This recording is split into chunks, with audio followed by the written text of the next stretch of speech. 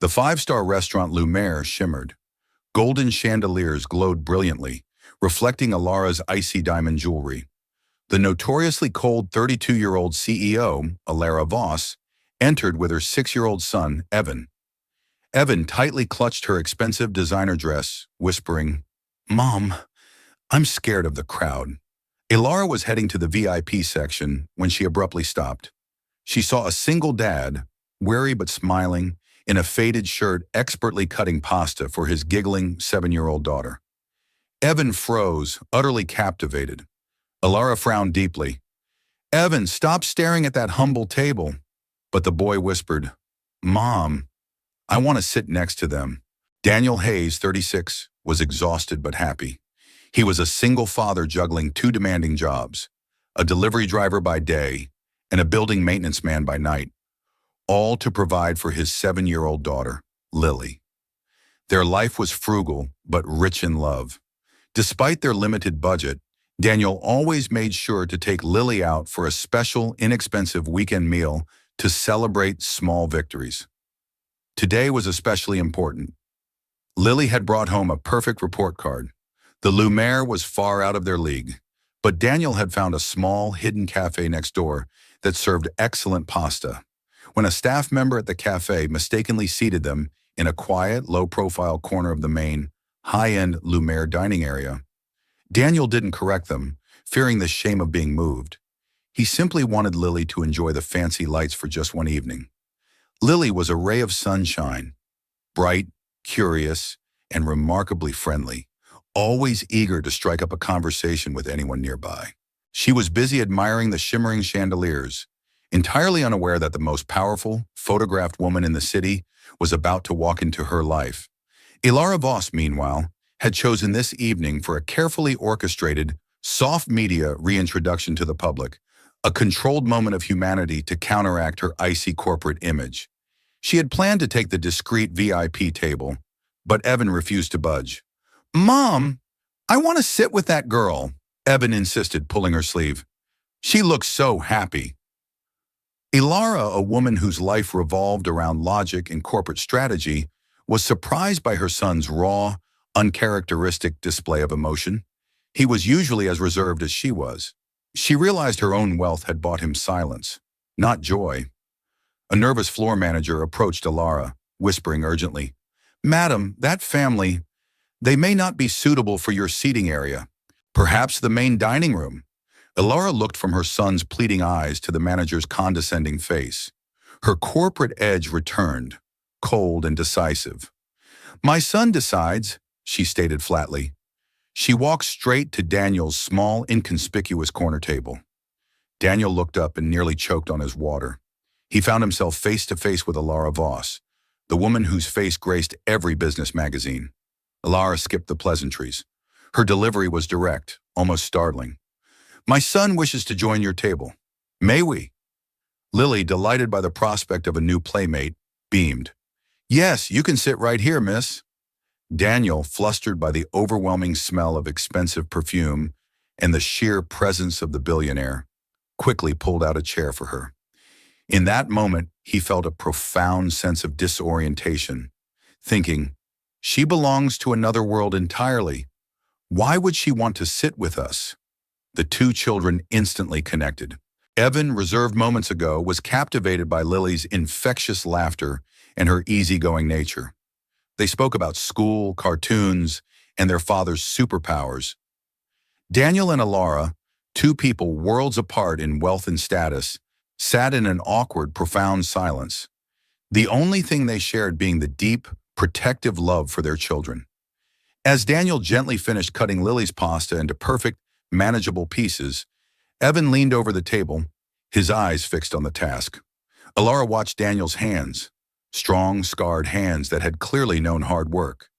She realized that Daniel, despite his modest job, provided a fundamental, tactile connection that her highly paid assistants and nannies simply could not replicate. Her world was one of delegation. Daniel's was one of personal execution and care. The contrast was devastatingly clear. The boy asked Daniel, his voice soft with genuine need, "Sir, can you cut mine for me too?" Alara froze entirely. Her son Evan had never asked anyone other than his full-time nanny to perform such a simple, loving act. He trusted this stranger instantly, recognizing the pure intention in his kindness. A group of powerful clients seated at a nearby table immediately noticed the scene. The aloof billionaire sitting awkwardly with a visibly poor single father. Whispers started circulating, sharp and judgmental. Is she having a crisis?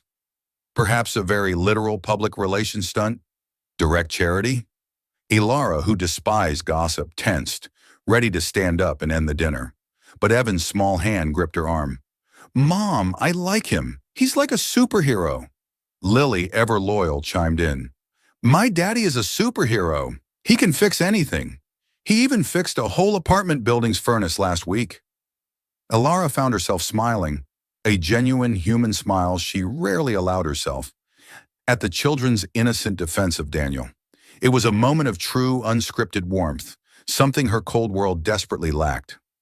Daniel, keenly aware of the growing spectacle, quickly ordered the cheapest item on the menu, knowing he couldn't afford anything else. Evan, watching Lily eat with delight, declared cheerfully, I want the same dish as Lily. The waiter, recognizing Daniel's worn shirt and cheap watch, looked him up and down with overt contempt. He addressed Daniel with thinly veiled derision. Can you afford that, sir? That is a premium dish. We don't accept charity for our patrons. Ilara's eyes flashed with cold anger. She cut the waiter off, her voice dropping several degrees. Bring 2 more servings and send the check to my corporate account immediately, she commanded. The waiter recoiled, stammering an apology as he hurried away. A prominent society woman, Mrs. Harding, from the nearby table couldn't contain her spite. She spoke loudly enough for the whole restaurant to hear. I thought the Voss dynasty dined with the elite, not janitors. What a spectacle, Ilara. Your public image will never recover from this slumming. Daniel lowered his face, already accustomed to this casual contempt. The words felt like a physical blow, a constant reminder of his failure. Lily, however, was furious. She stood up on her chair, her small chest swelling with protective indignation. My daddy is better than everyone here. He helps people. You are all mean. Evan immediately stood up too, joining her side. Mr. Daniel is better than all the boring drivers at my house. He knows how to smile. Ilara watched the 2 children standing together, a small, fierce, protective army around Daniel.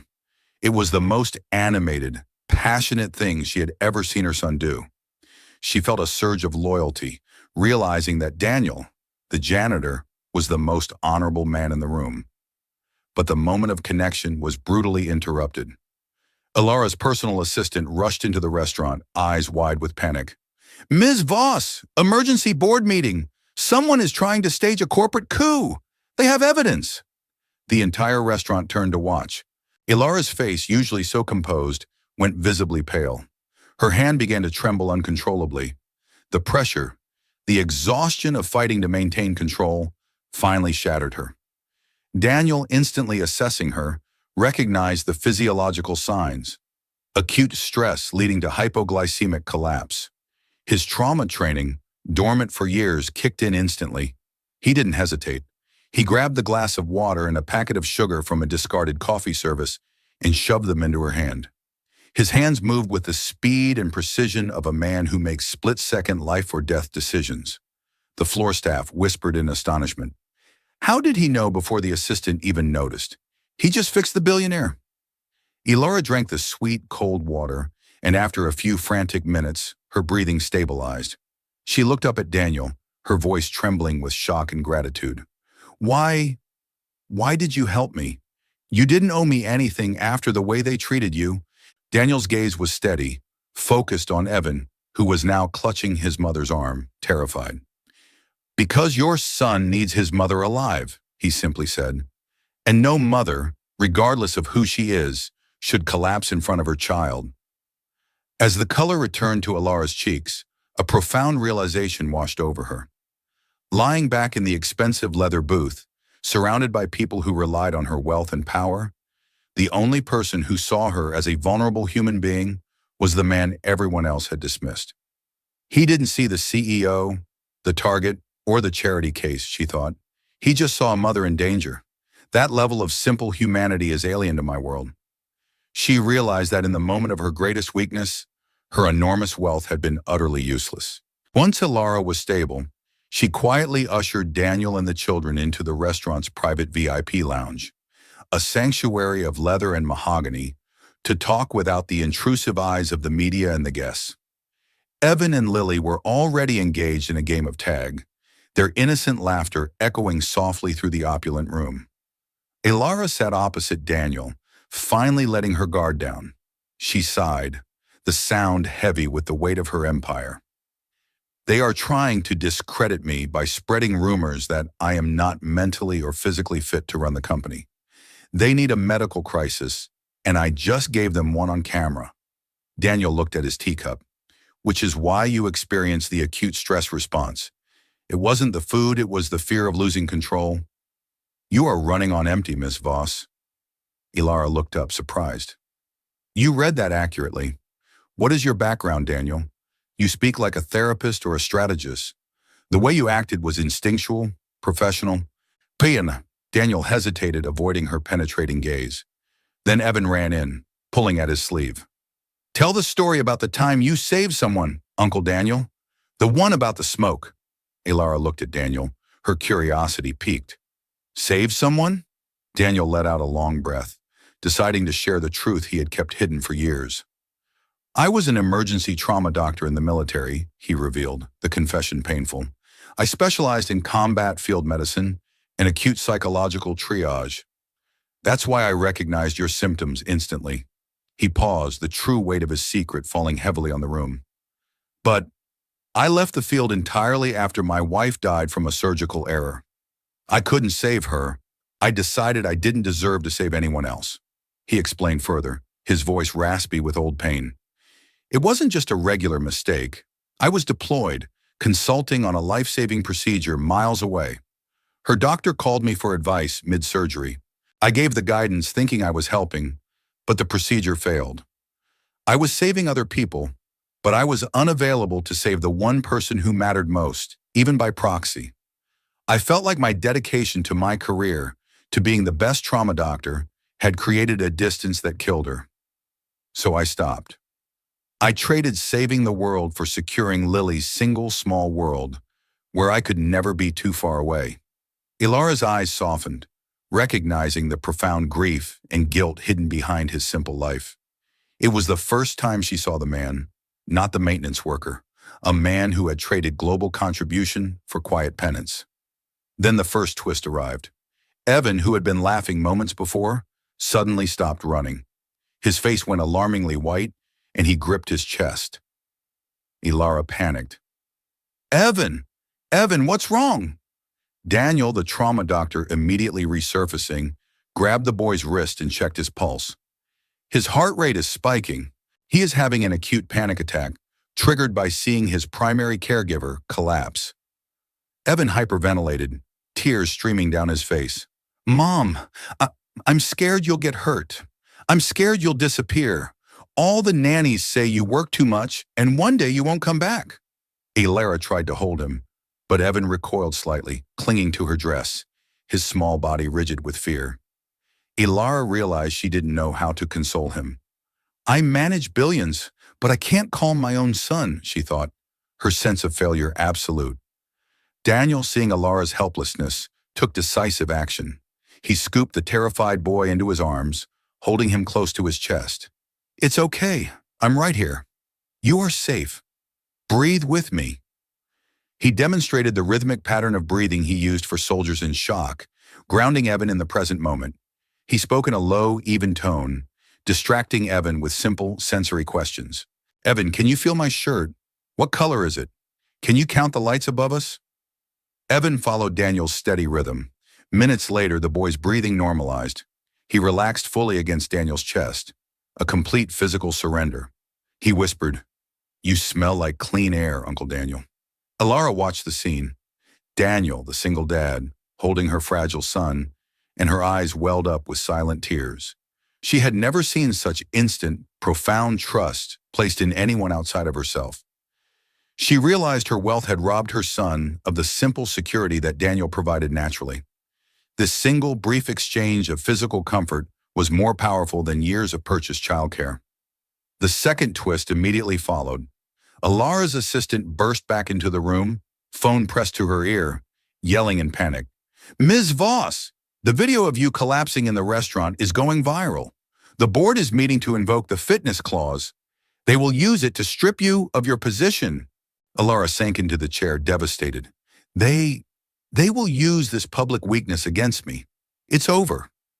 Daniel stood up, his voice decisive and firm, the voice of a man who makes critical decisions under fire.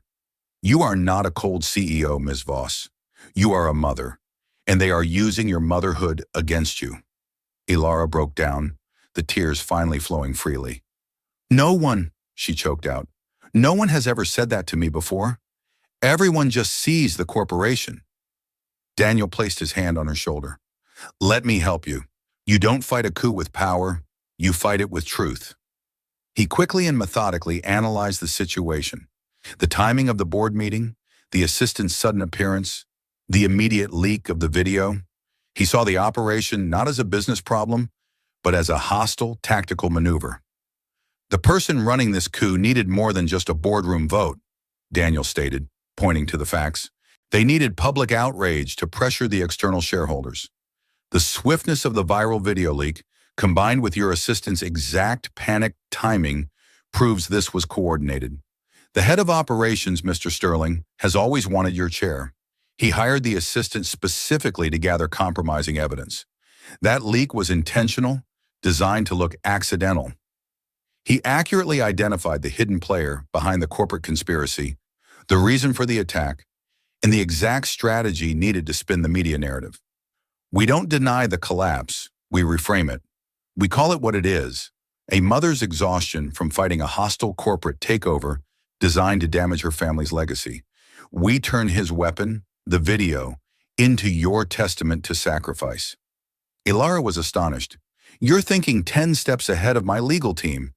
You could be my chief strategist and medical advisor rolled into one. You see the human factor in the cold math of power?" Daniel shook his head. "I only know one thing. Your son needs you to be strong. We turn this weakness into your greatest strength, your humanity." He turned to Lily and Evan. "Kids, Mommy and Daddy have a big mission. We need to save the company so Mommy can keep buying you all the pasta you want." The children cheered instantly, their fear replaced by a sense of purpose. Evan ran to Daniel, hugging his waist tightly. "Please don't leave us, Uncle Daniel. I need you to stay with Mommy." Alara, utterly humbled and grateful, invited Daniel and Lily back to her opulent mansion for dinner as a formal thank you. Evan was waiting by the door, greeting Lily like a long-lost sister. They immediately ran off to explore the grand house, their combined laughter filling the previously echoing halls. They found Evan's colossal playroom, which was full of unopened, expensive toys. Lily immediately began showing Evan how to build a secret base using old blankets and cushions, an exercise in the simple imagination that Evan had never experienced. The mansion, which Alara had always felt was a cold monument to her success, suddenly felt like a home.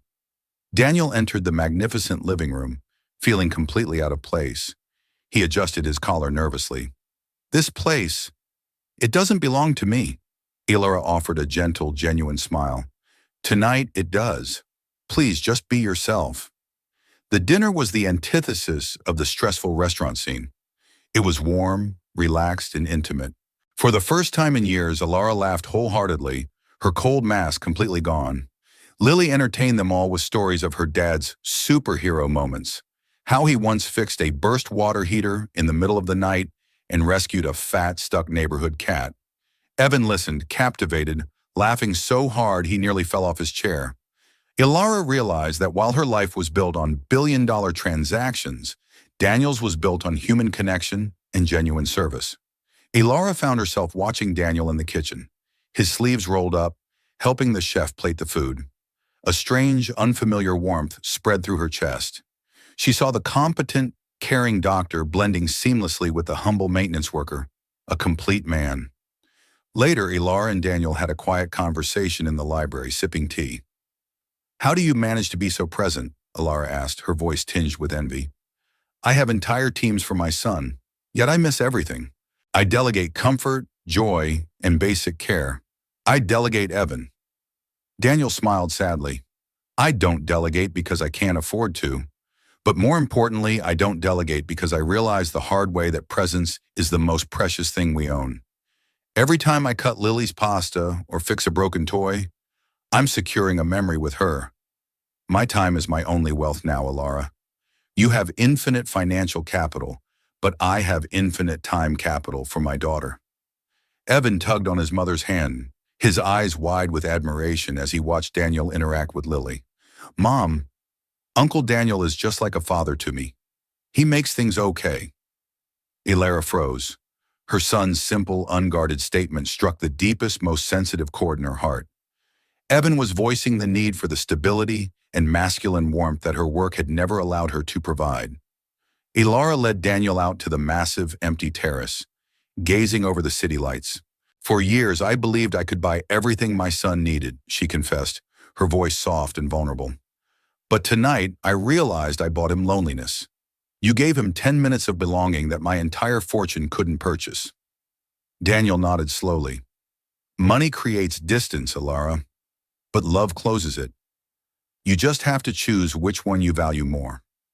Ilara walked to the edge of the terrace, looking out at the city. I spent my life fighting to be seen as a warrior. I built a wall of ice to protect myself from the world and my own grief. But that wall didn't keep the danger out, it kept the love out. Tonight, you didn't just save my company, you saved my heart from freezing over. Lukjua hai chakon rakua. Ilara stopped Daniel at the mansion's massive oak door. She looked him directly in the eye, not as a CEO, but as a woman making a plea. Will you come to the company tomorrow? I need someone I can absolutely trust by my side. I need your clarity, Daniel. I need the man who sees the person behind the title. Daniel looked down at her, seeing a woman broken by her own success, but now radiating a glimmer of hope. He nodded. For your son, I will be there.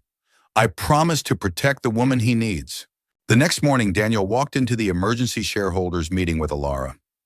Lily and Evan walked in front of them, their hands linked, a picture of innocent, united strength.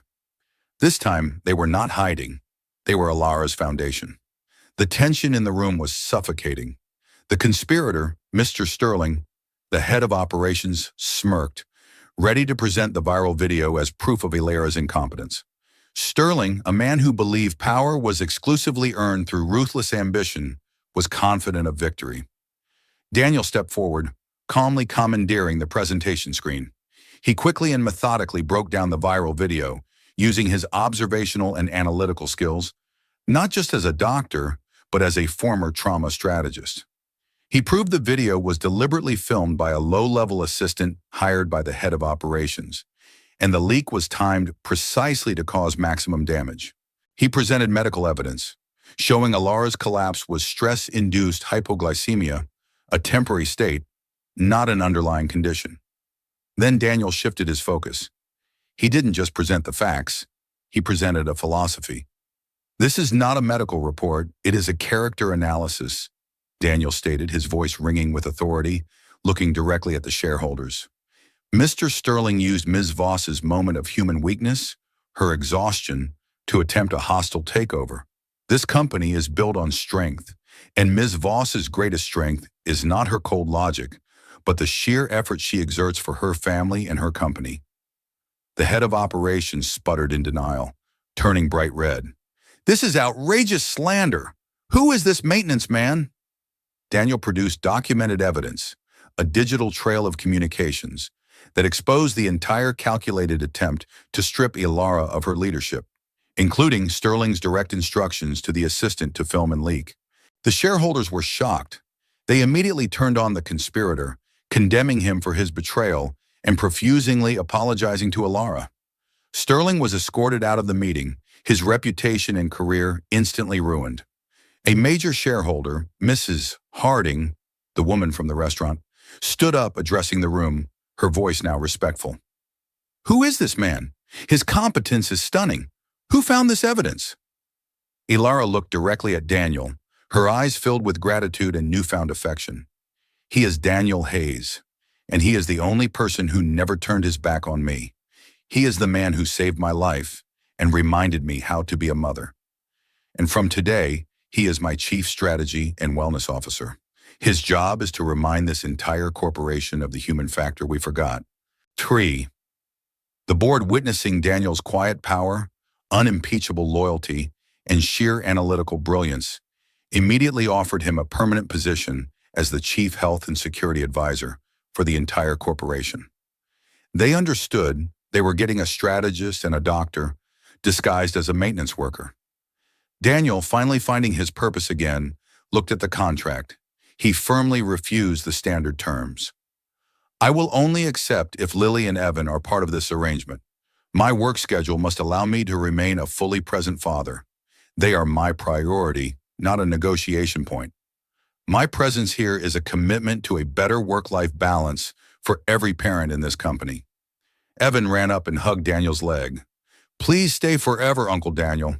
We need you here. Ilara looked at Daniel, her defenses finally, permanently gone. I want you to stay too, Daniel. As my partner, in every sense of the word, we can build a life together that prioritizes our children's laughter over our corporate titles. Lily clasped Evan's hand, giggling happily. So, are we like brother and sister now? We can share a room in the big house. Daniel laughed, a genuine joyful sound, tears welling in his eyes. I think we just might be. It seems fate had a different plan for all four of us. He accepted the role, not to chase prestige, but to honor his commitment to presence and purpose. The final scene. Ilara took Daniel's hand, a silent promise exchanged between two people who found love and purpose where they least expected it. They were no longer the cold CEO and the struggling single dad. They were two parents, united. The two children ran ahead, their laughter carrying on the wind. The setting sun cast four long, intertwined shadows across the pavement. A new, unconventional family, created not by blood or wealth, but by a shared moment of vulnerability, earned respect, and unconditional love. If you believe stories like this deserve to be told, leave a comment and subscribe.